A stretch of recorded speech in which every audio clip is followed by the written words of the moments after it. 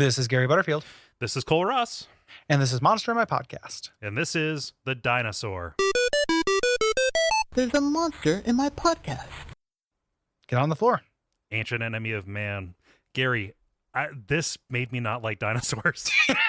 Gary, this took all of my zest for the terrible lizards and just like flushed it down the Pleistocene toilet. I can't get nothing will ever make me not love dinosaurs. Okay. Like in my entire life. However, this was a valiant effort because this is maybe the most boring entry in the Monstrous Manual, and it's for dinosaurs.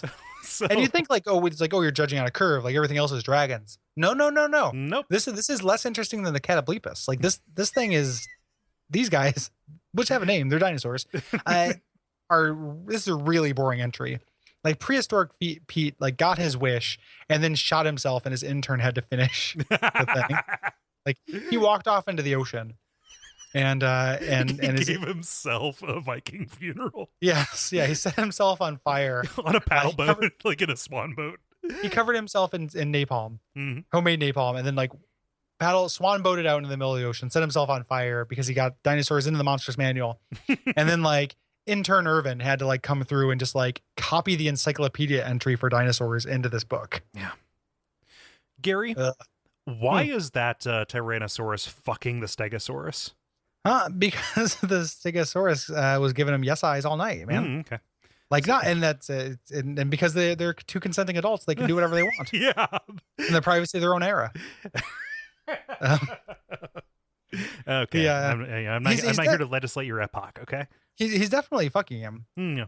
And I feel like I always imagine Triceratops are my favorite dinosaur, and I always imagine them being like more aggressive lovers, and not quite the bottoms that they clearly are here. Even though you can see in his eye he's kind of bottoming or topping from the bottom if you look in his eyes. It's a power bottom. Yeah, well, that's how they generate the power. In bottom the eyes. generates the power, and then yeah, he's just kind of giving him direction with his eyes and his stare. If that's a T-Rex, that's a very small T-Rex. I suppose. Yeah. Well, I suppose. God damn it, man! It's been a while since we did that. Oh. Yeah. Sorry. So we figured something out. We're writing the monster manual entry for Gary. He can only hold one of those cues in his head at a time. Because I've been listening for you to repeat things 3 times. You still haven't done it. I suppose That's the other one. I suppose. There we go. Yeah. What's your favorite dinosaur, Cole? Whew, man, I love a pteranodon. I like a flying a flying dinosaur. Yeah. Yeah, nature's pussies. That's what we like to call those things. Yeah, I like the idea of just they're bigger, badder ass birds. You know me and birds, man. Yeah. I mean, birds are neat. They're not like so. I don't think of them as that tough. I mean, I guess I don't know. Some of them I don't fight. They're harriers. Like that's what it is. They can avoid a fight, but they know anyone you get away from. I just don't think they're that cute. I think they're kind of cool, but they're not. Is it really a cuteness thing? Yeah, for me, everything is a cuteness thing. Like I like cute animals, and if I think about like a cute version, like you can cutify anything, you can turn anything into Pinchy. But the Triceratops has forever been my favorite dinosaur because I think they're the cutest. Oh yeah, I mean they cut like they're like a TF2 character. They cut a silhouette. Oh yeah. Like when you're seeing the Triceratops, they're like little vegetarians. You know. You can just hang out with them. I think it's that scene from Jurassic Park where Lauren Dern fists the one that like just got me into him. Like it's just kind of breathing, like struggling to breathe. So I got it. So she slowly digs through its refuge, like. So picture 2 young men. One fell for Laura Dern. The other one fell for the Triceratops. One of them is masturbating, thinking about Laura Dern. And the other one is thinking about what Laura Dern is doing. Right. So, for the Triceratops, helping out that girl. That's such a sweet scene where she puts her head on its chest. Mm-hmm. You know. Yeah, I mean it's empathy. You know. Yeah. Even for this big alien thing, aka terrible lizard.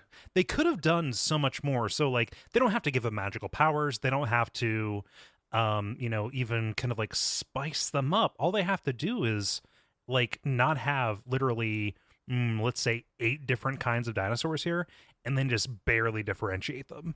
either They just have to mechanically or describe what's visually. cool about them. Yeah, Like there's no ecology, right. right? Ecology is the coolest entry or the coolest subheading in the Monstrous Manual. Yeah. It's how these things fit into the world. And having a this dinosaur will, even something very simple like this dinosaur will do anything to protect its young, like gives it a little bit of personality. Mhm. And I'm sure there are dinosaurs for whom that is true. But instead it just ends up being like a set of like measurements. This is like a field guide Yeah. for identifying dinosaurs. Which has its place, but not here in a game. Yeah, it is just and it just says, it says they can show up prehistorically. They're very rare in real life. I can see it being kind of cool not even really. Like if you let's say you're playing some like adventures from Faerun, you go into a forest and there's a dinosaur there, you're just gonna think it's like a dragon's dumb cousin. Like, oh, it's the dumb dragon. Let's go kill the dumb dragon. Fuck, it's Dennis. Brought to you by our backers at patreon.com/duckfeed.tv.